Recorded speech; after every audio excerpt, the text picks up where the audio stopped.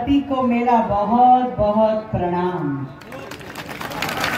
और प्रणाम करती हूँ यहाँ बैठे हुए वासलीगंज के मेरे सभी भाइयों को, सभी बहनों को, जिन्होंने अपनी खून पसीने से ना केवल इस धरती को सींचा है बल्कि पूरे बिहार को और पूरे भारत को अपनी ताकत लगा करके, अपनी मेहनत करके आगे बढ़ाने में जी जान लगाया है।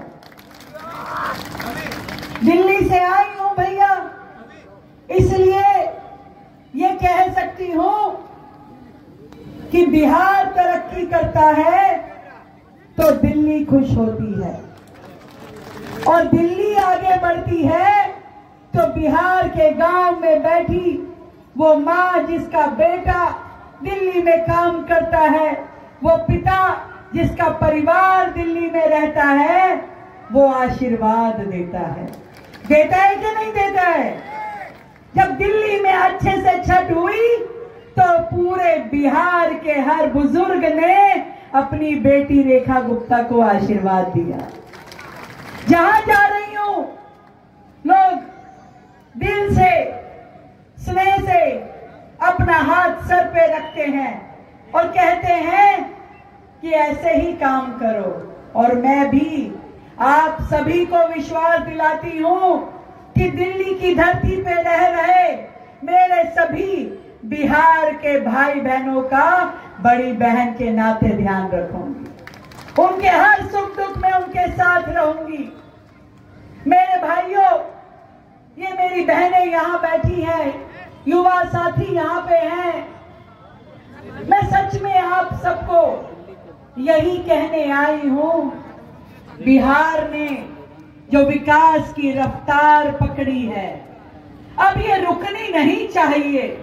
पूरे बिहार में मोदी जी का नेतृत्व हो, नीतीश कुमार जी की सरकार हो, हमारे पासवान भैया का सहयोग हो, सब लोग मिलकर के जिस तरीके से इस 10-15 साल से लग करके बिहार को आगे लेके जाने के लिए काम कर रहे हैं, ये प्रगति ऐसे ही बढ़ती रहनी चाहिए। मैं आपसे पूछना चाहती हूँ, क्या पहले कभी इस तरह का विकास देखा था? इतनी सड़कें, इतने पुल, इतनी ट्रेन, एयरपोर्ट, नए नए कॉलेज, नए नए स्कूल, फ्लाईओवर ही फ्लाईओवर, कोई जाम नहीं, बढ़िया सड़कें, रोजगार, अनाज, सुरक्षा, कानून व्यवस्था कभी था क्या लालटेन के राज में? और फिर एक बात और समझ लो, लालटेन का जमाना चला गया। अब लालटेन का जमाना नहीं है, केरोसिन भी खत्म हो गया लालटेन में। अब तो एलईडी का जमाना है, टिकाऊ है, जलती है, रोशनी देती है। तो अब काहे को कोई लालटेन जलाएगा? नहीं जलाएगा। और वो भ्रष्टाचार का युग यहाँ का एक एक व्यक्ति जानता है, कैसे सड़क चलते मर्डर हो जाते थे, कैसे गुंडा राज होता था, कैसे मेरे व्यापारी भाई मेहनत से कमाई करते थे और लूट के गुंडे ले जाते थे। भूल गए हो क्या? सड़क चलते मार दिया जाता था, हाथ से छीन लिया जाता था। किसी के घर में नई गाड़ी आ जाए तो जंगल राज में नेताओं को 1 मिनट में पता चल जाता था और उठा के ले जाते थे। समाज छोड़िए, बहू बेटियों को नहीं छोड़ते थे। क्या ऐसा जंगल राज दोबारा चाहिए? नहीं चाहिए। अरे अच्छे से बताइए, जिसका हाथ नीचे है उसको चाहिए क्या? ऐसा जंगल राज चाहिए क्या? नहीं चाहिए। बिहार को प्रगति चाहिए, बिहार को बढ़ोतरी चाहिए, रोजगार चाहिए, उद्योग चाहिए। उनके राज में तो केवल बिहार में गुंडागर्दी होती थी, उद्योग व्यापार भाग गए, इसीलिए बिहार पिछड़ गया था। पर अब जब से मोदी जी ने कमान संभाला, पूरा बिहार को 15 लाख करोड़ का। और ये मेरी बहनें, आज पूरे देश में जितने शौचालय बने, जितने उज्ज्वला के कनेक्शन मिले, जितने मुद्रा लोन मिले, आज एक एक व्यक्ति अपने पैरों पे खड़े होने की शक्ति रखता है। उन लोगों का क्या है भैया? अब उनको पता है कि जीत तो हम रहे नहीं, तो कुछ ही बोल दीजिए, हर घर में नौकरी दूंगा। कहां से देगा? जेब में पड़ी है क्या? पहले जब थे सरकार में तब दी थी क्या? अब दाना डाल रहे हैं, बिहार के लोगों को दाना डाल रहे हैं। मैं कहना चाहती हूं, जो पशुओं का चारा खा गए, उसके दाने के बहकावे में नहीं आना। वो जो कूद कूद के अब तालाब में जा रहे हैं, पहले तो खेत में भी जुराबे पहन के जाते थे, अब तालाब में कुदा रहे हैं। भैया एक बात समझ लीजिए, बिहार के लोग तो लोग, लुगाइयां तो लुगाइयां, बिहार की मछलियां भी होशियार हो गई हैं, उनकी पकड़ में नहीं आने वाली। ठीक कह रही हूं ना? और फिर एक बात तो है जरूर, बिहार पे राज तो वही करेगा जिसने लोगों का दिल जीता है। सही कहती हूं?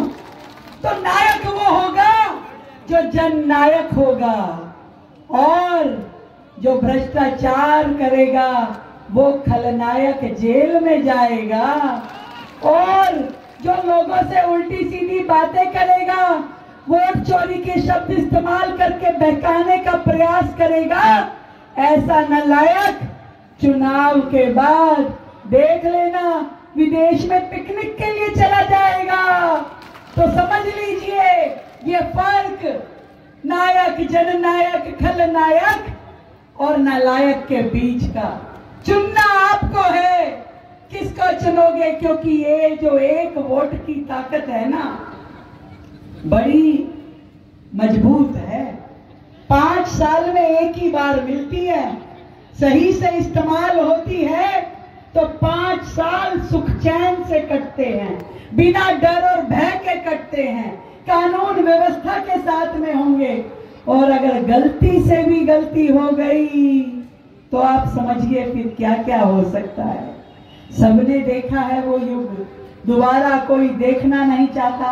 अरे जिनके मंचों पे खड़े होके छोटे छोटे बच्चे कट्टे की बात करते हैं कि दोबारा से लालटेन का शासन आएगा तो बच्चा बच्चा कट्टा उठाएगा, ऐसी बातें होती। तो समझिए उनकी रगों में जो खून दौड़ रहा है, वो ये हमारे देश की जनता को, हमारे बिहार की जनता को कोई सुकून देने वाला नहीं है।